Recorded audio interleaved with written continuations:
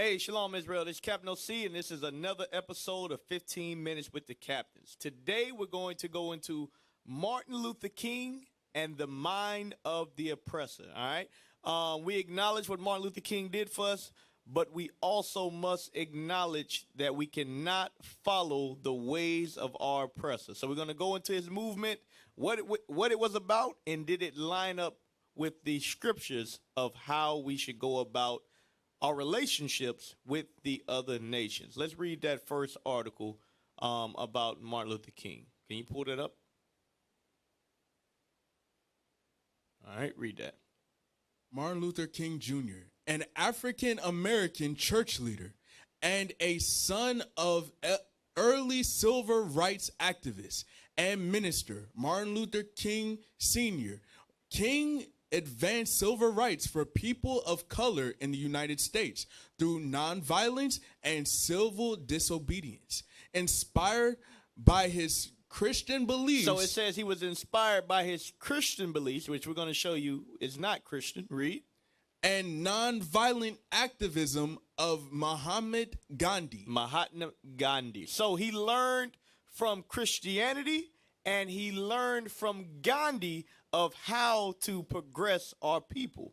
So we understand Christianity teaches John 3:16, all nations under one banner, and Mahatma Gandhi with the non-violence. So now we're going to go into the Bible and we're going to examine both of those. Let's go to Proverbs 3:31 first to show you what God says about learning from your oppressor. This is the book of Proverbs, chapter 3 and verse 31. Uh-huh. Envy thou not the oppressor. What did the Bible say? Envy thou not the oppressor. Uh-huh. And choose none of his ways. So God told us to choose none of our oppressor's ways.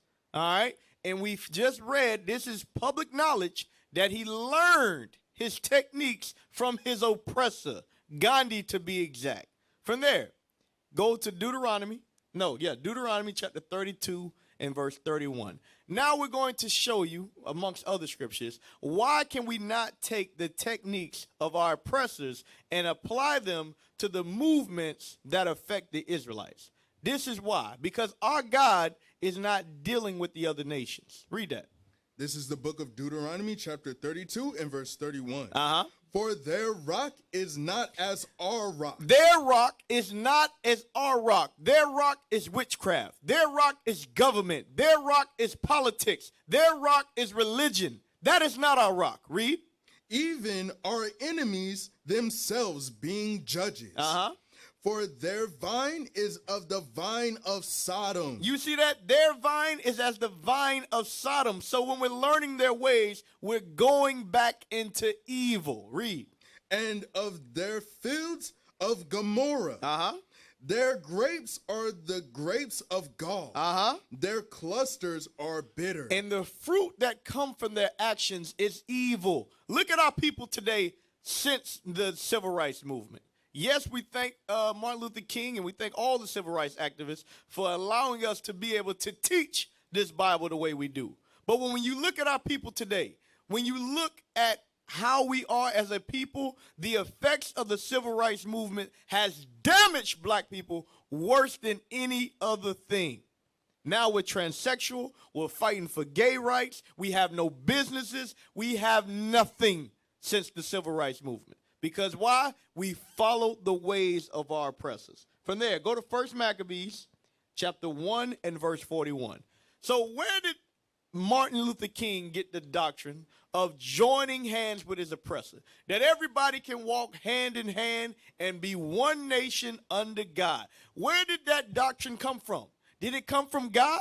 Did it come from Christ? Did Christ teach that?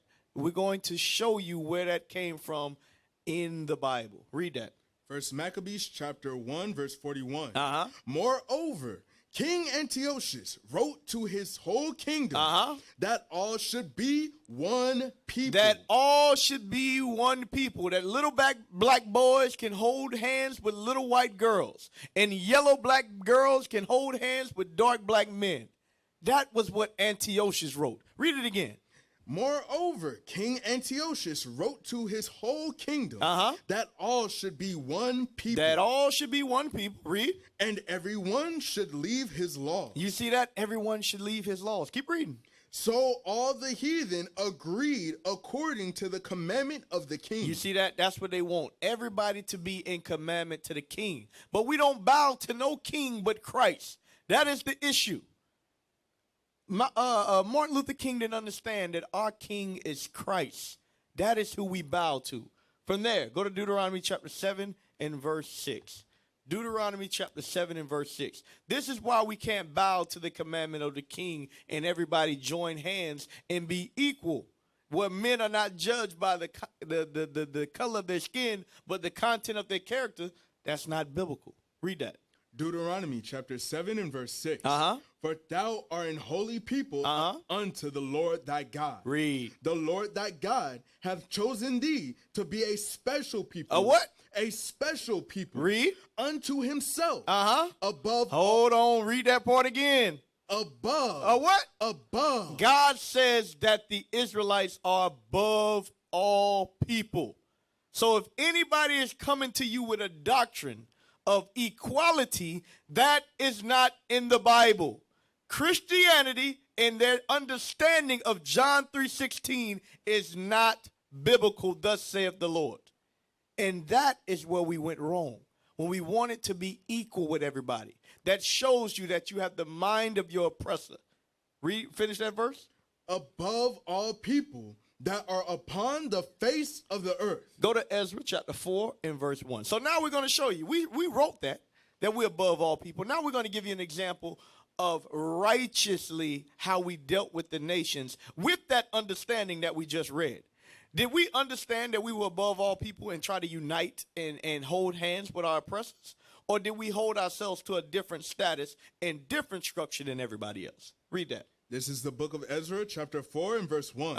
Now when the adversaries of Judah and Benjamin heard that the children of the captivity builded the temple unto the Lord God of Israel, then they came to Zerubbabel and to the chief of the fathers and said unto them, let us build with you, for we seek your God. They said, what? Let us march with you.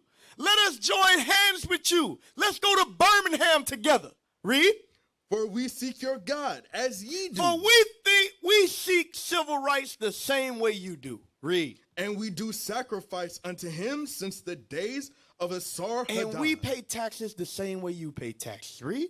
King of Asaph, which brought us up hither. Read. But Zerubbabel and Jeshua and the rest of the chief of the fathers of Israel. The fathers of Israel, this is what they said with the understanding of the Bible and who they were. Read. Said unto them, ye have nothing to do with us. Read that again. Ye have nothing to do with us.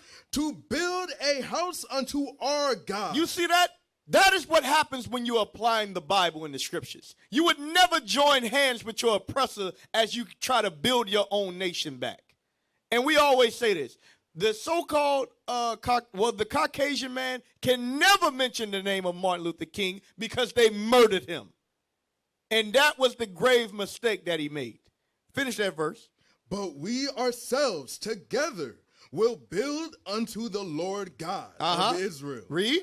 As King Cyrus, king of Persia, hath commanded us. So when you understand the Bible, guess what? You're going to build by yourself, which is why they ultimately killed Martin Luther King, which is why they killed Malcolm X, because what? They understood that in their latter years. They weren't joining with their oppressors, and they got them out of the way.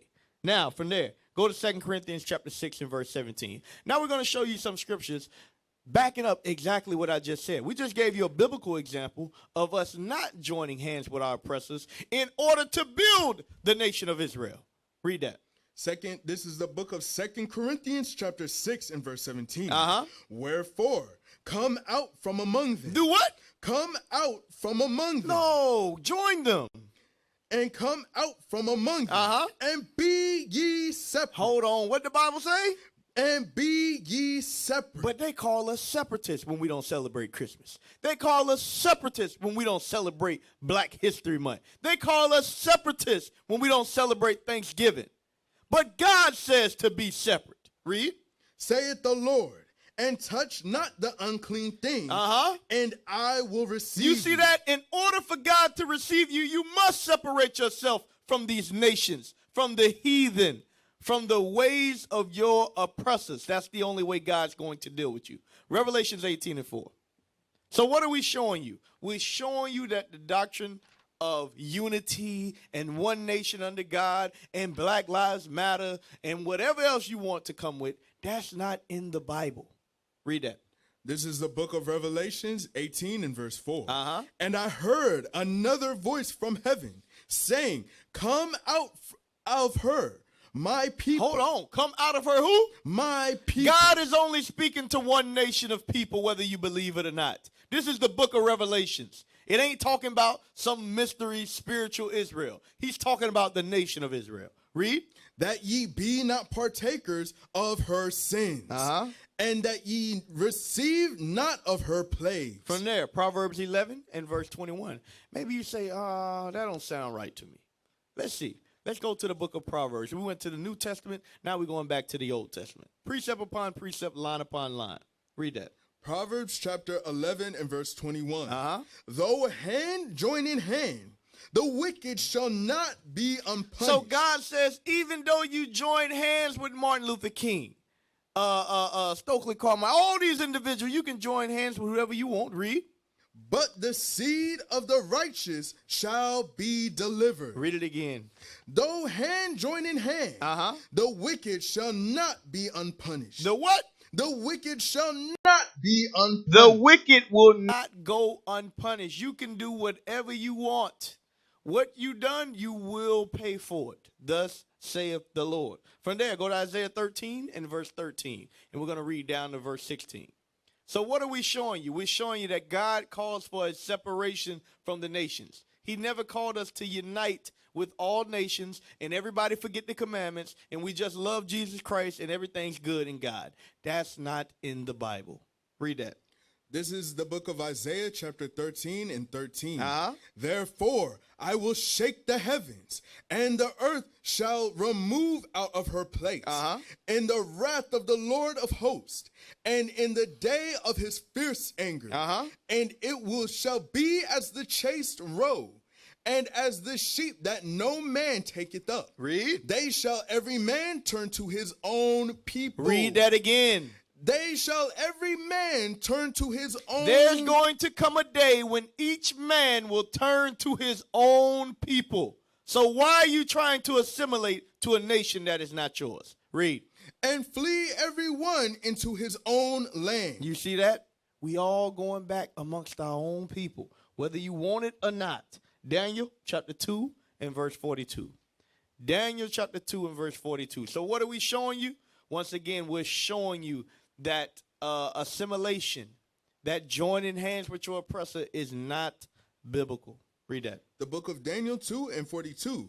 And as the toes of the feet were part of iron and part of clay, so the kingdom shall be partly strong and partly broken. That's America. It's partly strong and it's partly broken. Why? The military is the strongest that you ever seen. The economics is strong as you ever seen. But guess what? Back at the ranch, the nations are fighting amongst each other. Back at the ranch, millions of blacks were brought here as slaves.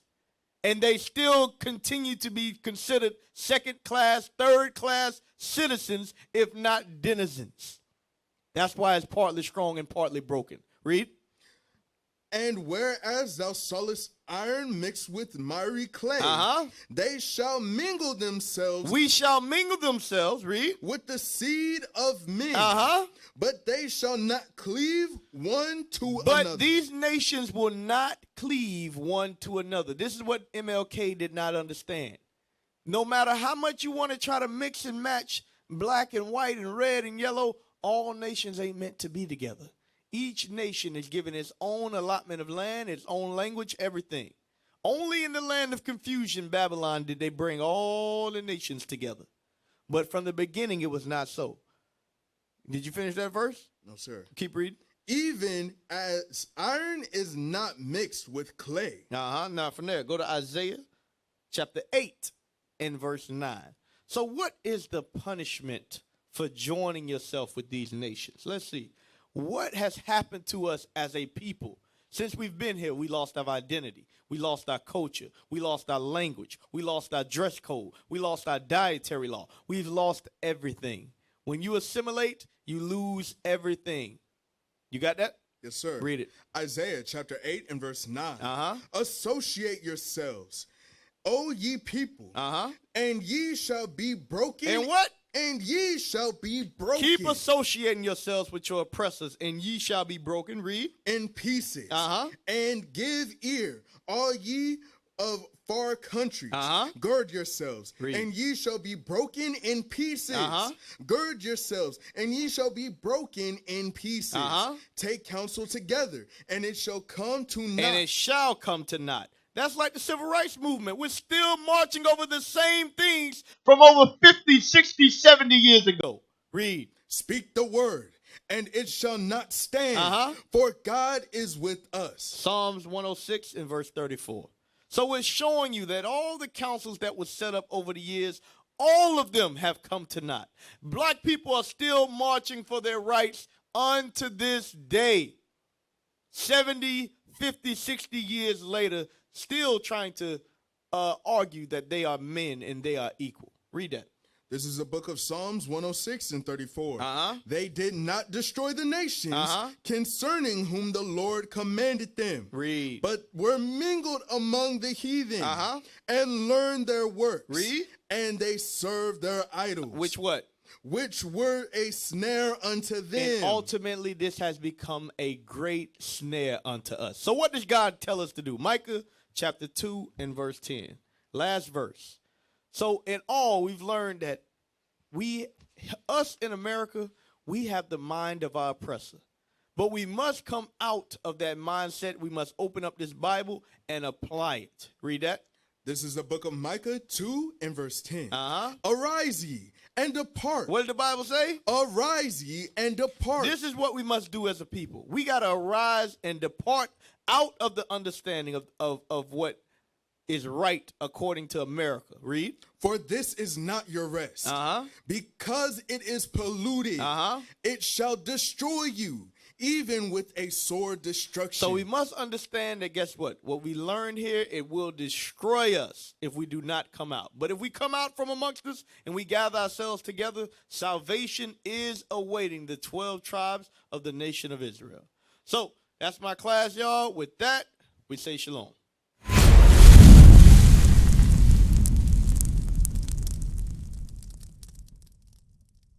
What is a nation?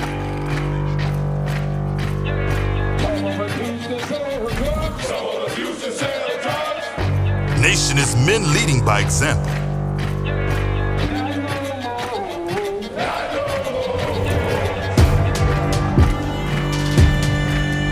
Nation is family.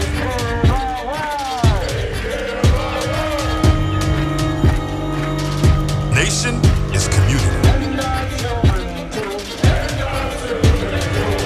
Nation is children with role models.